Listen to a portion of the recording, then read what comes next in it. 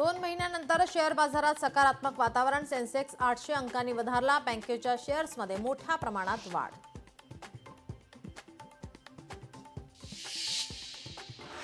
मनीषा चौधरींकडून विमानपत्तन प्राधिकरणाच्या जागेचा प्रश्न उपस्थित. प्राधिकरणाच्या अखत्यारीत असलेल्या लाखो रहिवाशांच्या पुनर्वसनाचा प्रश्न.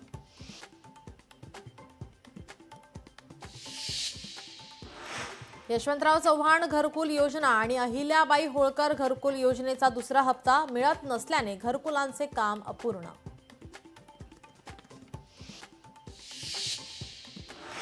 पुण्यात जीबीएसचा उद्रेक संपुष्टात. पुणे महानगरपालिकेच्या आरोग्य विभागाचे सार्वजनिक आरोग्य विभागाला पत्र. 18 फेब्रुवारीपासून एकही नवीन रुग्ण आढळला नाही.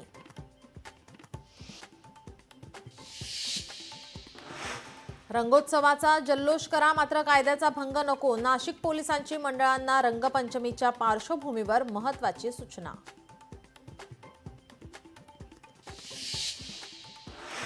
मराठवाडा विद्यापीठातील प्राध्यापकांच्या 73 रिक्त पदांच्या भरतीचा मार्ग मोकळा. प्राध्यापक भरतीचा ठराव व्यवस्थापन बैठकीत मंजूर.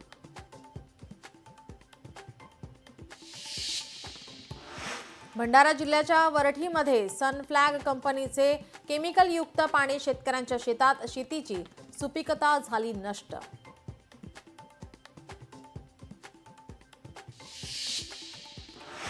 नाशकात प्रशिक्षणार्थी पोलीस उपनिरीक्षक सोमेश्वर गोरे यांची आत्महत्या. नाशिक येथील महाराष्ट्र पोलीस अकादमीतील घटनेने पोलीस दलात खळबळ.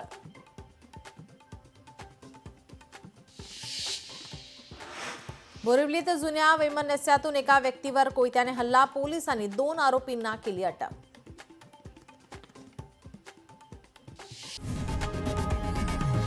लोकशाही मराठी ऐका, पहा, जागरूक रहा.